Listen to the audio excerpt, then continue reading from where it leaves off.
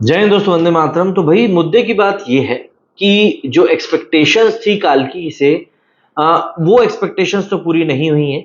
लेकिन बात ये रहती है कि जब आपसे एक्सपेक्टेशंस ही इतनी ज़्यादा हो कि सुनने वाले को लगे कि यार ये तो वाक़ई में एक सपने जैसा है, तो हकीकत में चीज़ बहुत बड़ी हो जाती है।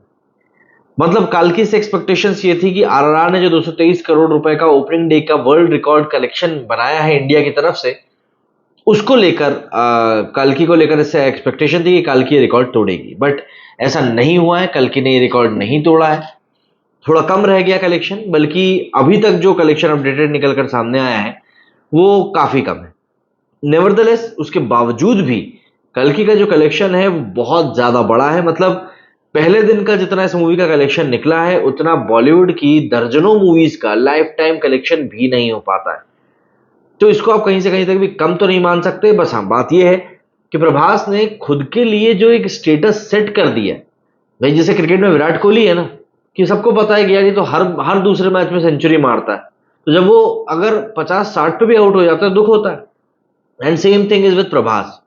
प्रभास ने जो बेंचमार्क सेट कर दिया है, मतलब अगर हम टॉप 5 पहले दिन की सबसे बड़ी ओपनिंग मूवीज की बात करें या सबसे ज्यादा एडवांस बुकिंग की बात करें, प्रभास की उसमें कितनी मूवीज हैं? बाहुबली 2 है, कल्कि है और सलार है। तो आप एक बार सोच के देखो ना कि बंदा किस कदर डोमिनेट कर रहा है इस पूरे रीजन को। तो ऐसे में एक्सपेक्टेशंस जो है वो ऑब्वियस सी बात है प्रभास से थोड़ी सी ज्यादा हो जाती हैं। एंड इसीलिए जब उनकी मूवी थोड़ा बहुत भी कम कमाती है, थोड़ा सा दुख होता है। हालांकि ये जो डेटा मैं आपको बता रहा हूँ ये एकदम श्योर शॉट डेटा नहीं है, क्योंकि अभी तक सिर्फ अर्ली ट्रेंड्स ही सामने आ रहे हैं। कोई फाइनल डेटा ऐसा कुछ निकल कर अभी तक, फाइनल डेटा की बात कर रहा हूं मैं, ये डेटा जो मैं आपको बताने वाला हूं अभी की वीडियो में, ये भी फाइनल ही है।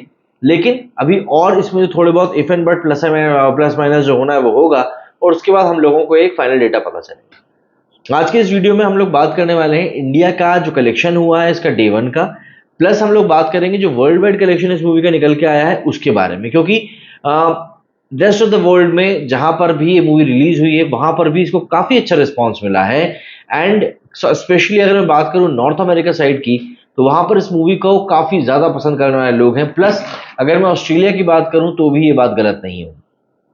अपार्ट फ्रॉम दैट, क्योंकि इस मूवी के रिव्यूज बहुत अच्छे निकल कर सामने आए, जितने भी लोग मूवी देखने के लिए गए सबने इसकी तारीफ ही करी है।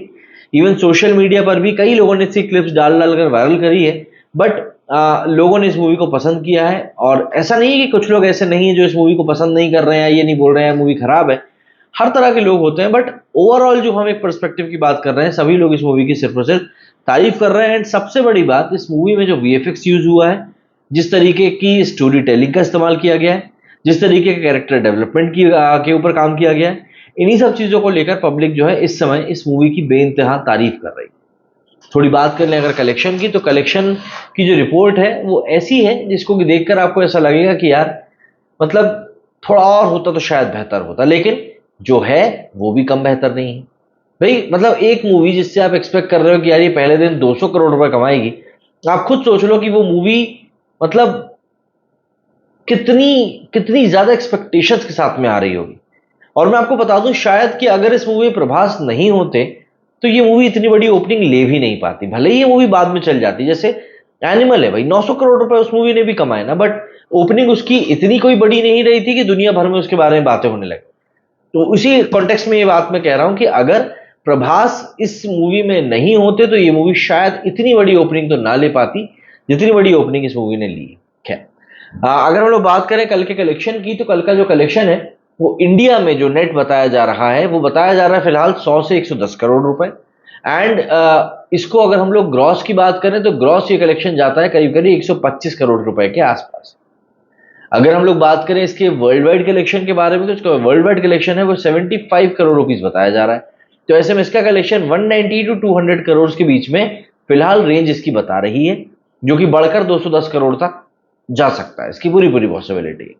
वहीं अगर हम लोग बात करें डे वन का, जो ओवरऑल जो टोटल कलेक्शन निकल कर सामने आया है वो मैंने आपको बताया कि 200 करोड़ के प्लस माइनस में ही रहने वाला है। माइनस रहा तो ऑब्वियस सी बात है एक बड़े रिकॉर्ड से प्रभास की मूवी चूक जाएगी, बट स्टिल ये कोई कम कमाई कहीं से भी नहीं है मेरे लिए। लेकिन सबसे ज्यादा इंपॉर्टेंट है पहले दिन की ऑक्यूपेंसी कितनी रही, क्योंकि हम ये देख रहे हैं कि इस मूवी को हिंदी में भी काफी अच्छा रिस्पॉन्स मिल रहा है।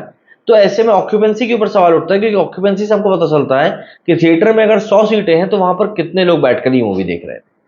शुरुआत करते हैं उस डोमिनेंट रीजन से जहां पर कि इस मूवी ने सबसे ज्यादा कहर मचाया हुआ है, और वो है तेलुगु लैंग्वेज में। तो तेलुगु 2D की अगर मैं बात करूं तो इसकी जो ओवरऑल ऑक्यूपेंसी है वो 83% गई है दिन भर की।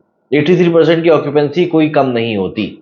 इसके अलावा अगर मैं तेलुगु 3D की बात करूं तो इसकी जो ओवरऑल ऑक्यूपेंसी है वो करीब 76.79% के आसपास गई है। एंड भाई देखिए 3D, आपको लगेगा कि यार क्या वहां के लोग 3D नहीं देखते, तो देखिए ऐसा है कि साउथ में एक्चुअली सिंगल स्क्रीन सिनेमाज बहुत सारी रहती हैं, एंड अधिकतर सिंगल स्क्रीन में इन चीजों की फैसिलिटी नहीं रहती कि भाई वहां पे आपको 3D मूवीज दिखाई जाए। कारण ये है। इसके बाद बारी आ जाती है तमिल 3D की। तो तमिल 3D की अगर बात करूं तो इसकी ऑक्यूपेंसी आई है 35%।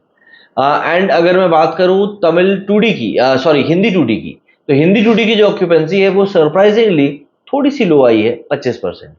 बट एक वर्किंग डे था तो उसको देखते हुए हो सकता है कि आने वाले दिनों में इस मूवी की ऑक्यूपेंसी और बढ़े। एंड देखिए इस मूवी में पूरी वो कैपेबिलिटी है कि उस तरह का माहौल क्रिएट कर सकती है। तो यहाँ पर 25% की ऑक्यूपेंसी जो है वो फिलहाल दिखा रहा है हिंदी 2D की। वहीं अगर मैं हिंदी 3D की बात करूं तो यहाँ पर 35.72% की इकोनॉमी दिखा रहा है। मतलब सीधी सी बात है कि हिंदी में भी इस मूवी का एक अच्छा खासा क्रेज है। पब्लिक इस मूवी को देखने के लिए बिल्कुल जा रही है, एंड प्रभास की जो एक ओवरऑल दी इंडिया में जो एक बड़ी इमेज है उसका कहीं ना कहीं फायदा मिल रहा है। दूसरी बात, जैसा कि मैंने आपको शुरुआत में ही बताया, काल्की के जो रिव्यूज हैं वो काफी अच्छे निकल कर सामने आए हैं, एंड वही कहीं ना कहीं इस मूवी को लेकर एक माहौल क्रिएट कर रहे हैं कि नहीं यार ये मूवी वाकई में अच्छी है, ठीक है, अच्छा है, मतलब इसके साथ काम किया जा सकता है। इसके बाद अगर मैं बात करूं तो मलयालम 2D में अगर मैं ऑक्यूपेंसी की बात करूं तो 28% मलयालम की आई है। मलयालम 2D की बात करूं तो इसकी जो ऑक्यूपेंसी है वो भी लगभग लगभग इतनी ही आई है। मतलब कोई ज्यादा बहुत बड़ा अंतर, ड्रास्टिक चेंज नहीं आया है। 25% के आसपास की ऑक्यूपेंसी आई है। तो यहाँ पर ये एक मोटा मोटा डेटा है जिससे कि हमको ये समझ में आता है कौन सी स्टेट में किस मूवी को कैसा रिस्पॉन्स मिल रहा है। एंड ट्रस्ट मी, ऐसा नहीं है कि इन चीजों के ऊपर भरोसा करने का मन नहीं करता, पर अगर सामने वाला उस तरीके से इन मूवीज को बनाए तब तो कोई मतलब है। हम लोग कोशिश करते रहते हैं कि भाई मेकर्स जो है वो शायद हमको एक अच्छी पिक्चर बना के दें, अच्छा कैरेक्टर डेवलपमेंट करें, बट अगेन एंड अगेन इस तरह की चीजें साउथ इंडस्ट्री से होती हुई दिखती हैं तो ऑब्वियसली बात है लोगों का भरोसा जागता भी है और टूटता भी है। साउथ इंडस्ट्री जिस तरीके से फिलहाल काम कर रही है, चाहे वो हमारी रूट्स को लेकर बात करना हो, चाहे वो एक्टर्स का कोऑपरेट करना हो अपने साथ के काम करने वालों के साथ में, या फिर अब देखिए ना, अब इसमें कल्कि में राम गोपाल वर्मा साहब और SS राजमौली का भी कैमियो है। ये दोनों ही अपने समय के दिग्गज डायरेक्टर रहे हैं और वो इस मूवी के लिए बिल्कुल साथ आ गए। ये सब चीजें कहीं ना कहीं काउंट होती हैं, दिखती हैं कि नहीं यार ये जो लोग हैं ये एफर्ट डाल रहे हैं, एंड इवेंचुअली फिर उसके हिसाब से ही चीजें मतलब प्लान आउट भी की जाती हैं।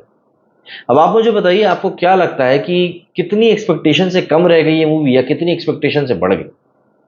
कमेंट सेक्शन आपके लिए खुला हुआ है। मेरे सुनिए फिलहाल इतना ही। जय हिंद, जय भारत।